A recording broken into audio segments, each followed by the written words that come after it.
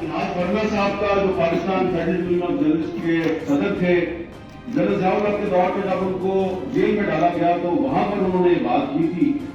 اور آج جناب عمران خان صاحب کی حکومت ہے اور آج کے دور میں بھی یہ جو شعر ہے یہ اس طرح سے سچ نظر آتا ہے کہ اس وقت تو صرف اخبار تھا، اب ٹی وی چینل بھی ہیں. لیکن آپ دیکھیں گے کہ رات کو جب خبر نامہ شروع ہوگا مختلف ٹی وی چینلز پر، یہاں جو بہت سی تقریریں کی گئی ہیں وہ تقریریں آپ کو وہاں پہ نظر نہیں آئیں گی. ہو سکتا ہے چھوٹی موٹی خبر سنا دی جائے، لیکن یہ بھی ہو سکتا ہے کہ لوہیا میں خود صاحب نے یہاں پہ تقریر کی ہے جو شاید کسی ٹی وی چینل میں نہیں دکھائی گئی ہوگی. اس تقریر کی بنیاد پر ان کے خلاف کوئی مقدمہ قائم ہو جائے. تو ہم یہاں پر آج اس لیے اکٹھے نہیں ہوئے کہ ہماری کسی کے ساتھ کوئی دشمنی ہے، کسی ادارے کے ہم خلاف ہیں یا کسی سے ذاتی جھگڑا ہے. جو لطیفہ افریدی صاحب نے گائیڈ لائن دی ہے میں اس کے مطابق ہی اپنی بات کروں گا. تو دیکھیں مسئلہ یہ ہے کہ آپ سب لوگ جو ہیں آپ لائرز ہیں، آپ لوگ وکیل ہیں، آپ سپرمیسی آف کانسٹیٹیوشن کے علمبردار ہیں. آپ میں سے مجھے بہت سے ایسے چہرے نظر آ رہے ہیں جن کو جب سے میں نے صحافت شروع کی ہے میں دیکھ رہا ہوں کہ آپ وکالت بھی کر رہے ہیں اور ساتھ ساتھ آپ کی جدوجہد بھی جاری ہے پاکستان میں آئین اور قانون کی بالادستی کے لیے. تو آپ لوگ جو کام کر رہے ہیں آپ وہ کام کر رہے ہیں جو بانی پاکستان قائد اعظم محمد علی جناح کا مشن تھا. آپ اس مشن کو لے کے آگے چل رہے ہیں. تو جو قائد اعظم کا جو پیشہ تھا وہ بھی وکیل تھے، آپ بھی وکیل ہیں. جو قائد اعظم کا مشن تھا اس مشن کو آپ نے اپنا مشن بنایا ہوا ہے. تو اس لیے آپ لوگ اکٹھے ہوئے ہیں. وہ کیا تھا مشن؟ وہ یہی تھا نا، قانون کی بالادستی اور پرامن سیاسی جدوجہد. تو اس لیے آپ لوگ یہاں پر کسی کے ساتھ ذاتی دشمنی کے لیے اکٹھے نہیں ہوئے. آپ کی تقریروں میں جو کچھ غصہ تلخی نظر آتی ہے تو اس کی ایک بیک گراؤنڈ ہے. تو ہم یہاں پر سارے جو ہیں قانون کی بالادستی کے لیے اکٹھے ہوئے ہیں. ہمیں کہا جاتا ہے جناب کہ ذرا آپ کچھ خاموشی اختیار کریں، کچھ دن کے لیے چپ رہیں، ذرا ملک کے حالات کا خیال کریں. Pakistan is facing many domestic and external challenges, ذرا خیال کریں. تو بھائی ہم اس وقت ہمارے ملک کے اندر ایک ایسی صورتحال ہے، ایک طرف قانون ہے دوسری طرف لا قانونیت ہے. تو کہا جاتا ہے کہ صحافی جو ہے اس کو غیر جانبدار ہونا چاہیے. میں اس صحافت پہ یقین نہیں رکھتا، اس لیے کہ جہاں پہ ایک طرف قانون ہے دوسری طرف لا قانونیت ہے، ایک طرف جمہوریت ہے دوسری طرف ڈکٹیٹرشپ ہے. تو میں نے قانون کے ساتھ کھڑے ہونا ہے، میں نے جمہوریت کے ساتھ کھڑے ہونا. میں اس میں غیر جانبدار نہیں ہوں. اس کی ایک وجہ ہے اور اس کی وجہ یہ ہے کہ میں نے جس گھر میں جنم لیا میرا باپ بھی صحافی، پھر میں نے جب صحافت کی تعلیم حاصل کی تو اس میں جو مجھے پریس ہسٹری پڑھائی گئی. تو پریس ہسٹری میں کون لوگ تھے؟ مولانا محمد علی جوہر، وہ غیر جانبدار تھے، تقریریں کرتے تھے، اخبار میں کالم لکھتے تھے، گرفتار ہو جاتے تھے. اگر وہ غیر جانبدار ہوتے کبھی گرفتار نہ ہوتے. میں نے پریس ہسٹری میں پڑھا مولانا ظفر علی خان بار بار ہوتا تھا، بار بار گرفتار ہوتے تھے. وہ ایک جو برطانوی سامراج کو اس کے خلاف جدوجہد کر رہے تھے. تو وہ غیر جانبدار نہیں تھے. یہ آپ نے ہمیں اپنی جو ہم نے پاکستان میں جو نصاب پڑھا ہے ایم اے جرنلزم میں، جس کو ہم ایم اے میس کمیونیکیشن کہتے ہیں، اس میں ہم نے شورش کشمیری کو پڑھا ہے، مولانا ظفر علی خان کو پڑھا ہے، حمید نظامی کو پڑھا ہے. کوئی میں غیر جانبدار نہیں تھا، سارے جانبدار تھے. اس میں کوئی قائد اعظم کے ساتھ کھڑا تھا، کوئی جو ہے وہ پاکستان میں آئین و قانون کی بالادستی کے لیے کھڑا تھا. تو جب ایک طرف لا قانونیت ہے اور دوسری طرف قانون ہے تو میں نے تو قانون کے ساتھ کھڑا ہونا ہے. اور اب تو میں خود بذات خود میں ایک ایسی مثال بن گیا ہوں کہ جب سے مجھ پر پابندی لگی ہے 3 ہفتے ہونے والے ہیں تو میں زیادہ ادھر ادھر نہیں جاتا. لیکن کہیں پہ بھی چلا جاؤ لوگ پوچھتے کہ کی ہوا میں نے کہا آپ کو نہیں پتا کی ہوا. میں کہتا ہوں یار ایک تقریر کی تھی، واسط علی پور کو مار پڑی تھی، اس کو میں نے تقریر کی تھی، اس لیے میں نے پابندی لگ گئی. انہوں نے کہا پابندی لگی ہے، تقریر تو آپ نے پریس کلب کے باہر کی تھی، پابندی آپ کو ٹی وی چینل پہ لگا دی. اچھا یہ کسی کورٹ کا آرڈر ہے؟ میں کہتا ہوں نہیں جی. یہ پہلا نے حکم دیا ہے؟ میں کہتا ہوں نہیں جی. تو پھر پابندی کیسے لگے گی؟ تو میرے پاس اس کا جواب نہیں ہے. اب یہ کیا ہے؟ یہ ہے لا قانونیت. کہ آپ نے پابندی لگا دی لیکن اس کا کوئی ریٹن آرڈر کہیں سے نہیں ہے, کسی کورٹ کا آرڈر نہیں ہے. تو اب کیا ہوں میں حامد میر اس وقت کیا ہے؟ سینسرشپ کی ایک چلتی پھرتی جیتی جاگتی مثال. اور میں اس مثال کے طور پر جب آپ کے سامنے کھڑا ہوں تو مجھے کہا جائے گا کہ ذرا خیال سے بولنا نہیں. میں خیال سے بولوں گا, یہی کہہ رہا ہوں کہ بھائی میں آئین اور قانون کی بالادستی پہ یقین رکھتا ہوں. جو بھی میرے ساتھ کر رہا ہے آئین اور قانون کے مطابق کرو. اور اگر آپ صحافیوں کو جو مار پڑتی ہے, تشدد کا نشانہ بنایا جاتا ہے, وکیل جان کو اغوا کیا جاتا ہے, افسار عالم کو گولی مار دی جاتی ہے, اصل ٹور کے گھر میں گھس کے اس کو مارا جاتا ہے, تو اگر ہم یہ مطالبہ کرتے ہیں کہ ملزمان کو گرفتار کرو تو آپ گرفتار کرتے ہیں, آپ کیوں نہیں گرفتار کرتے؟ گرفتار جب ملزمان گرفتار نہیں ہوتے کہتے ہیں اچھا وہ لڑکی کے بھائی نے مارا تھا.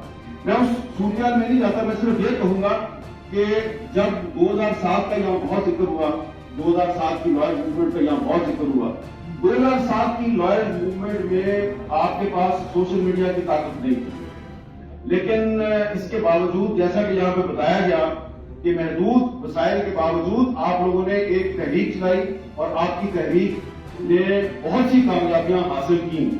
تو آج تو صورتحال مختلف ہے.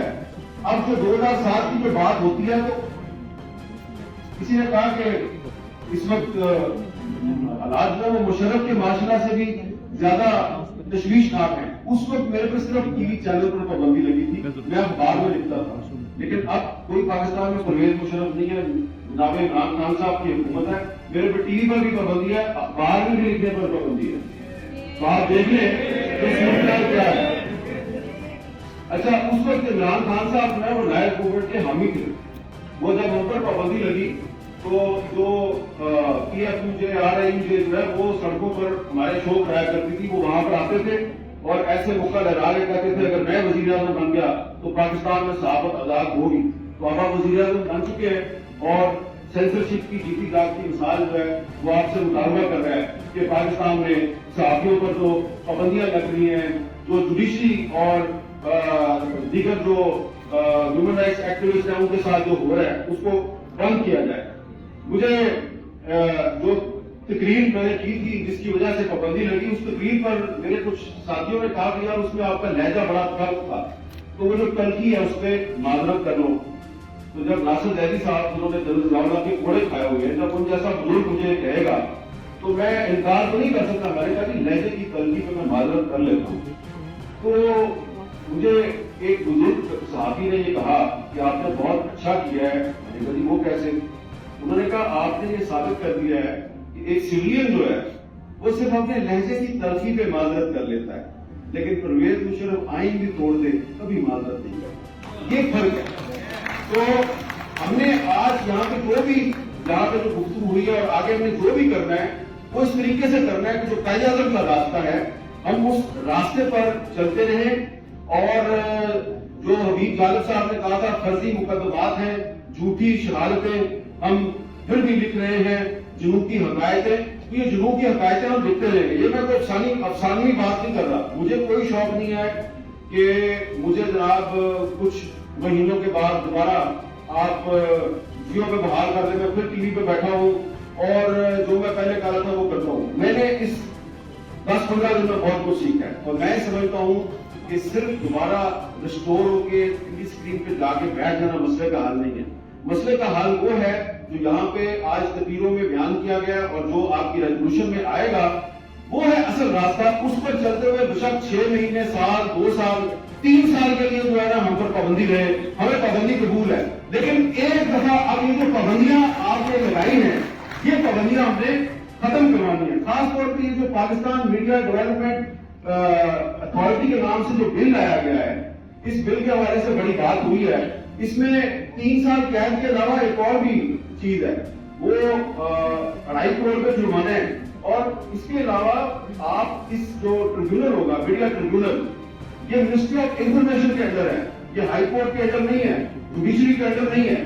اور اس کا جو فیصلہ ہوگا, جو سزا دی جائے گی, اس کو آپ ہائی کورٹ میں چیلنج نہیں کر سکتے, آپ کو صرف سپریم کورٹ میں جانا پڑے گا. تو یہ ڈریکونین لا سے بھی بڑھ کر ایک لا ہے اور اس لیے اس لا کی مزاحمت کرنا صرف صحافیوں کا کام نہیں ہے, तमाम मुताबिक हुकूमत का ये काम है।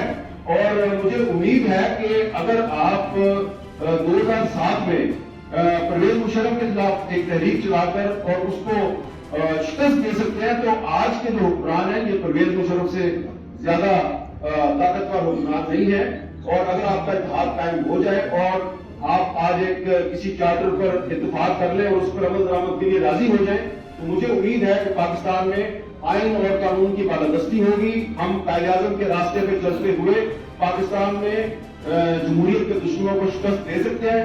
जब मैं यहाँ पे हाल में आया अफरीदी साहब, तो एक सीनियर वकील है वो मुझे मिले, तो उन्होंने कहा कि आप ही तकरीर करेंगे। मैंने कहा अगर करने थी तो कर लूंगा। तो कहते हैं मेरा ख्याल है कि करने देंगे आप।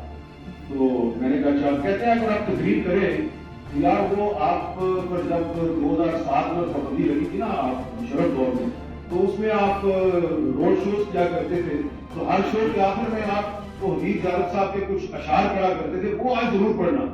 मैंने कहा जी वो क्यों पढ़ूं? कहते हैं यार तो लगता है कि उसमें जो जादू मंत्र वाली बात थी, वो आप अशार पढ़ते थे तो जो हबीब जालब ने उन अशार में जो पैगाम दिया था वो पूरा हो गया, वो बात सच साबित हो गई। तो इंशाल्लाह अब भी सच साबित होगी। तो मेरे बुजुर्ग जो है, बुजुर्ग वकील यहाँ अभी तक बैठे हुए, आखिर में मैं हबीब जालब साहब के वो अशार पढ़ूंगा जो परवेज मुशर्रफ के खिलाफ तहरीक के दौरान जो वकीलों की तहरीक थी, सहाफियों की तहरीक थी, इंसानी हुकूक के कातिलों की तहरीक थी। उस तहरीक में हमने वो हबीब जालब साहब के अशार जगह जगह बार बार पढ़े और फिर उनको अपना एक नारा बनाया और वो नारा सही साबित हुआ था। और वो अशार क्या थे?